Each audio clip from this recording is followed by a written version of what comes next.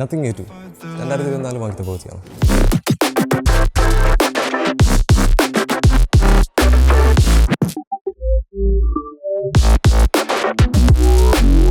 ആദ്യം തന്നെ build quality.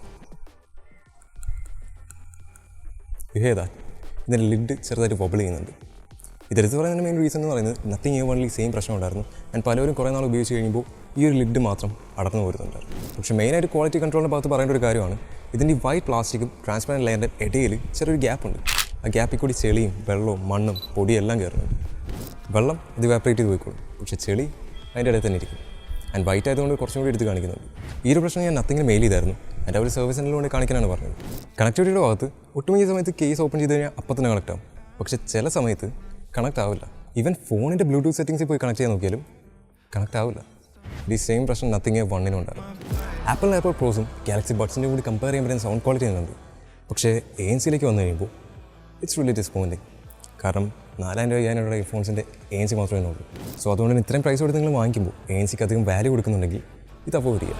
Last but not least, latency. ഇതൊരു ഡിസഡ്വാൻറ്റേജ് ആയിട്ട് എടുക്കേണ്ട, കാരണം ഇതൊരു ഗെയിമിംഗ് ആയിട്ടല്ല. പക്ഷേ ഇതിൻ്റെ ലേറ്റൻസി എന്ന് പറയുന്നത് കുറച്ച് ഹൈ ആണ്. ആൻഡ് ലോ ലേറ്റൻസി എന്ന് പറയുന്നൊരു മോഡുണ്ട്. അത് ഓണാക്കിയിട്ട് കഴിഞ്ഞാൽ കുറച്ച് ലേറ്റൻസി കുറഞ്ഞൊക്കെ കിട്ടും. പക്ഷേ ഗെയിമിങ്ങിന് ഇറ്റ്സ് നോട്ട് ഗ്രേറ്റ്.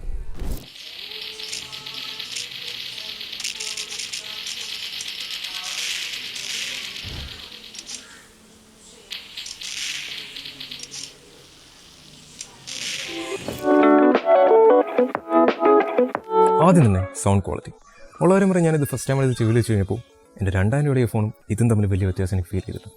അതിന് മെയിൻ റീസൺ എന്ന് പറയുന്നത് ഇതിൻ്റെ അത് ഡിഫോൾട്ടായിട്ട് വന്നിരിക്കുന്ന പ്രീസെറ്റുകളാണ്. Trust me, it's really bad. So അതുകൊണ്ട് നേരെ അഡ്വാൻസിലേക്ക് പോവുക. ഇവിടെ നല്ലൊരു പാട്ട് പ്ലേ ചെയ്തതിന് ശേഷം ഇതൊക്കെ ഇട്ട് കളിക്കുക.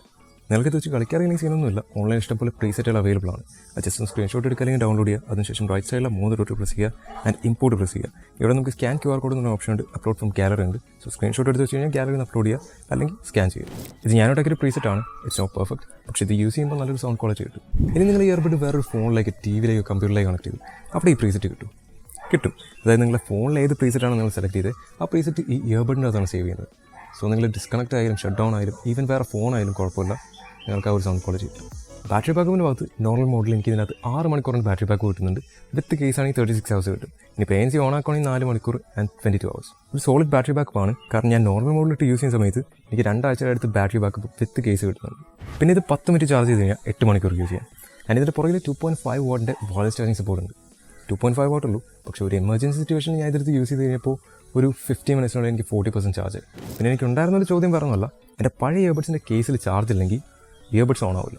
ആ പ്രശ്നം ഇവിടെ ഇല്ല. കാരണം കേസിൻ്റെ ചാർജ് ലോ ആയിക്കഴിഞ്ഞാൽ ഇയർബഡ്സ് ഓൺ ആക്കാനുള്ള പവർ മാത്രമേ കേസ് കൊടുക്കൂ. ഫിറ്റ് ആൻഡ് കംഫർട്ടിൻ്റെ ഭാഗത്ത് ഈ സാധനം ചെവിയിൽ വെച്ച് കഴിഞ്ഞാൽ അതേപോലെ ഇരുന്നുള്ളൂ.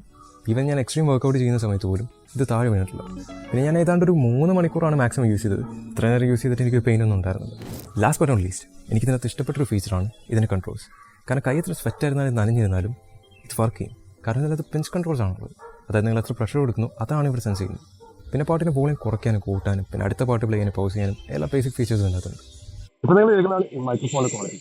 അത്യാവശ്യം നല്ല രീതിയിൽ ഓഡിയബിൾ ആണ്. ഇതിനകത്ത് മാത്രമേ ഇത്രയും ബാക്ക്ഗ്രൗണ്ട് നോയ്സ് ഉള്ളപ്പോഴും ബാക്ക്ഗ്രൗണ്ട് നോയ്സ് ഒക്കെ ഐസൊലേറ്റ് ചെയ്യുന്നുണ്ട്.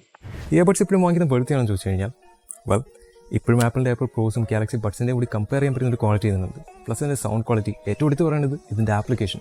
ലൈക്ക് ഇത്രയും ഡെഡിക്കേറ്റഡ് ആയിട്ടുള്ള അടിപൊളി ആപ്ലിക്കേഷൻ ഞാൻ വേറെ എവിടെയും കണ്ടിട്ടില്ല. പക്ഷേ പ്രശ്നം എന്ന് പറയുന്നത് ANC ആണ്.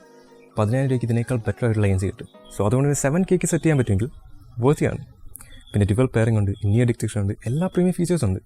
ആ ഒരു ANC കൊണ്ടുപോയി കളഞ്ഞു.